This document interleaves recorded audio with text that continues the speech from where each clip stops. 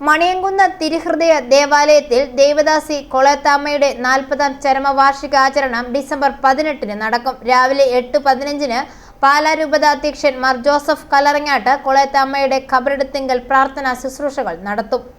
ഉന്നതത്തിൽ വസിക്കുന്ന ദൈവം നിന്റെ മാർഗം ശുഭമാക്കും, അവിടുത്തെ ദൂതർ നിന്നെ കാത്തുകൊള്ളും എന്ന തിരുവചനം ജീവിതത്തിലുടനീളം ഉദ്ഘോഷിച്ച കൊളത്താമ്മയുടെ ചരമവാർഷികം ഡിസംബർ 18-നാണ്.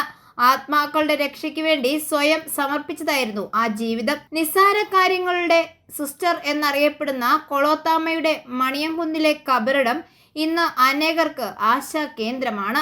1904 മാർച്ച് 13-ന് ചേർപ്പുങ്കൽ ആരംപുളിക്കൽ തറവാട്ടിലായിരുന്നു ജനനം. മറിയം എന്നായിരുന്നു പേര്. പഠനം പൂർത്തിയാക്കിയ മറിയം കുറച്ചുകാലം വാഗമല സെന്റ് ജോസഫ് പ്രൈമറി സ്കൂളിൽ അധ്യാപികയായി ജോലി ചെയ്തു. 1932-ൽ മണിയംകുന്ന് സ്കൂളിൽ അധ്യാപികയായി. ക്ലാര മഠത്തിലെ സഹോദരിമാരോടൊത്ത് താമസം ആരംഭിച്ചു. അവിടുത്തെ പ്രാർത്ഥന, പരസ്പര സ്നേഹം, ത്യാഗജീവിതം, ദീനാനുകമ്പ തുടങ്ങിയവ അവളെ സ്വാധീനിച്ചു. 1993 സെപ്റ്റംബർ 11-ന് മറിയം സിസ്റ്റർ കൊളേത്ത എന്ന പുതിയ നാമം സ്വീകരിച്ച് കൊളത്താമ്മയായി. ദേവദാസി കൊളത്താമ്മയുടെ 40ാം ചരമവാർഷികത്തിന് മണിയംകുന്ന് ദേവാലയത്തിൽ ഒരുക്കങ്ങൾ പൂർത്തിയായി.